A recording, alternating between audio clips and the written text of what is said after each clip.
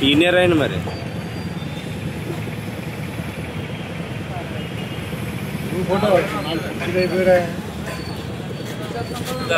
రండి సావరాజ్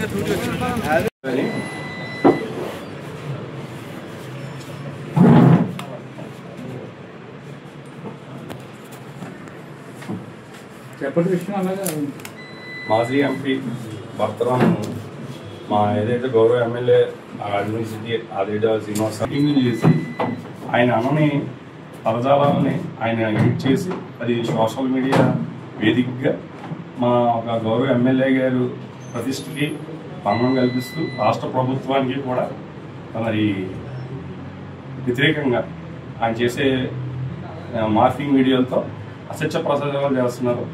అటు ఈ విధంగా మరి ఏదైతే మీరు దర్యాప్తు చేసి దాని మీద మరి బాధ్యులైన వారి అందరినీ కూడా మరి కేసు కట్టి మరి యాక్షన్ తీసుకోవాలని మేమందరం కూడా నగర ఎస్సీసీఎల్లో తెలుగుదేశం పార్టీ అలాగే లీగల్ సెల్ ఆధ్వర్యంలో మీకు కంప్లైంట్ చేస్తున్నాం సార్. దాని మీద దర్యాప్తు చేసి కేసు కట్టాలని కోరుతున్నాం. సరే రాష్ట్ర ప్రభుత్వంలో ఉన్నటువంటి నిర్వీర్యం చేసే విధంగా తప్పుడు అసత్య ఆరోపణలతో ప్రజల యొక్క మధ్య స్పర్ధలు రావడానికి కారకుడిగా ఇచ్చేస్తున్నాయి. అంటే శాంతి భద్రతకి విఘాతం కల్పించేలా చేస్తున్నాయి. వ్యవస్థ మీద కూడా ఆయన తప్పుడు కంప్లైంట్ ఇవ్వడం జరిగింది. ఏంటంటే మాట్లాడితే ఈవీఎం ఎమ్మెల్యే అంటున్నాడు. దానికి ఒక ఆధారం కూడా ఏమీ లేదండి. అంటే తద్వారా రాజ్యాంగం ద్వారా ఏర్పాటైనటువంటి కేంద్ర ఎన్నికల సంఘాన్ని కూడా ఆయన నిర్వీర్యం చేసి ప్రచారం చేస్తున్నారు. రోజు స్థానిక 3వ పట్టణ పోలీస్ స్టేషన్లో మరి మా గౌరవ ఎమ్మెల్యే గారి మీద సోషల్ మీడియాలో మార్ఫింగ్ వీడియోలు చేసి ఎడిటింగ్లు చేసి మరి మాజీ ఎంపీ ప్రస్తుత వైఎస్ఆర్సీపీ నగర అధ్యక్షుడు మార్గాన్ భర్తరాం తరచుగా ఆయన చేస్తున్న వీడియోలు మరి సోషల్ మీడియా మాధ్యమాల్లో ప్రజల మధ్యన మరి వర్గాల మధ్యన స్విచ్ పెట్టే విధంగా అనని మాటలని అన్న మాటలుగా ఎడిటింగ్ చేసి మరి రాజమండ్రి సిటీ ఎమ్మెల్యే ఆదిరెడ్డి శ్రీనివాస్ గారి మీద అలాగే హిందూపురం ఎమ్మెల్యే సినీ నటులు బాలకృష్ణ గారి మీద చేసిన వీడియో మరి నగరంలో మరి ఆయన సోషల్ మీడియా వేదికగా అల్లరి చేయడం జరిగింది. దాని భర్తరాంకి ఒకటే హెచ్చరిస్తున్నాం. ఎందుకంటే 5 సంవత్సరాలు మీరు అధికారంలో ఉండి ఈ రాజమండ్రి నగరంలో బిల్లలు అధికించడం, రోడ్ డివైడర్లో తప్పితే ఈ రాజమండ్రి అభివృద్ధిని మీరు ఏం చేసింది ఏం లేదు. ఏ రోజు కూడా ప్రజాశక్తిలో ప్రజా సంస్థల మీద మీరు నిలబడి నించొని మరి చేసింది ఏమీ లేదు. మీకు ఏంటంటే మీరు ఇంకా మారరు. ఎందుకంటే ఈ రాజమండ్రి ప్రజలు మీరు నిజంగా ప్రజలకు సేవ చేసి ఉంటే మరి రాజమండ్రి సిటీ ఎమ్మెల్యే గారు మరి 73,000 ఓట్లతో ఎలా గెలుపొందారు? అంటే మీరు 73,000 ఓట్లు మెజార్టీతో రాజమండ్రి ప్రజలు మిమ్మల్ని తిరస్కరించారు. అయినా మీకు జ్ఞానోదయం అవ్వట్లే. మీరు ఈ రాజమండ్రిలో ప్రజల్ని ఏ విధంగా మభ్యపెట్టి మళ్ళీ మీ యొక్క నాయకుడు జగన్మోహన్ రెడ్డి ఆయన ఒక సైకోలాగా, మీరేమో ఇక్కడ పిల్ల సైకోలాగా మీరు ఈ రాజమండ్రి ప్రజల్ని మోసం చేయాలని చూస్తున్నారు.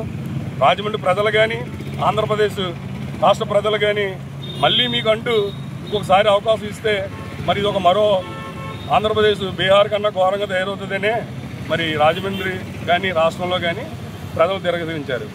మరి అటువంటి పరిస్థితుల్లో మరి మేము నగర ఎస్సీ విభాగం సంబంధించి దళిత కూటమి నాయకులుగా మేము ఒకటే చేస్తున్నాం. భర్తరాం మా ఎమ్మెల్యే గారు మమ్మల్ని క్రమశిక్షణతో రాజకీయాలు చేసే విధానంలో నడిపిస్తున్నారు. మీకులాగా మీ పిల్ల సైకోల్ని ఇచ్చేసి రోడ్ల మీద గంజా కొట్టేసి తిరిగి law and order problems create చేసేంత పరిస్థితిలో మా ఎమ్మెల్యే గారు అలాంటి వాటికి మమ్మల్ని ముందు తెలియదు. ఆయన కానీ ఒక కన్సైన్ చేస్తే నువ్వు రాజమండ్రిలో తిరగలవా? మరి ఇది మీరు గ్రహించుకొని మరి వైఎస్ఆర్సీపీ ఏదైతే నాయకత్వంలో ఈ మార్పింగ్ వీడియోలు ఒక కేంద్రంగా పెట్టుకొని మీరు ఆ వ్యాపారాలు చేసుకోండి. ఎందుకంటే ఇప్పుడు ట్రెండ్ అంతా ఎలా ఉందంటే నిజాన్ని చూపించే కన్నా అసత్యాలని ఎక్కువగా ప్రచారం చేస్తుంటే ప్రజలు నమ్మేస్తారని ఒక భ్రమలో మీరు ఉన్నారు. మీరు ఆ విధంగా మీరు ఏదైనా ట్రై చేసుకొని ఈ రాజమండ్రిలో ఎడిటింగ్ వ్యవస్థని మీరు పెట్టుకొని మీరు ప్రోత్సహించుకొని ముందుకు నడిపించుకోవాల్సిందిగా నేను హితవు పలుకుతున్నాను. మాజీ MP Morgan Bharath Ram Rajahmundry urban city MLA Adireddy Srinivas గారి మీద కంటిన్యూస్గా అనుచిత వ్యాఖ్యలు అభాండాల్లో వేస్తున్నారు. అవన్నీ నిరాధారమైనవి. ఏదో అసెంబ్లీలో బాలకృష్ణ గారు తాగి వెళ్ళాడని ఏదో కామెంట్ చేస్తే దానికి మా ఎమ్మెల్యే గారు కౌంటర్ ఇస్తే దాన్ని ఎడిటింగ్ చేసి తాగెళ్ళాడని అసత్య ప్రచారం చేస్తారు. అలాగే మాట్లాడితే ఈవీఎం ఎమ్మెల్యే అని నువ్వు ఈవీఎం ఎమ్మెల్యే అనేటప్పుడు నువ్వు ఎందుకు సంవత్సరం మీద 6 నెలలు గడిచినా ఆయన మీద ఈవీఎంల మీద నెగ్గాడని ఎందుకు నువ్వు కేసు వేయలేకపోయావు? కొన్ని రీకౌంటింగ్ వెళ్ళలేకపోయావు? నేను పత్రికాముఖంగా ప్రశ్నిస్తున్నాను. ఈవీఎం ఎమ్మెల్యే అయితే ఆయన అడ్డగోలుగా నెగ్గితే నువ్వు ఎందుకు కోర్టును ఆశ్రయించలేదు?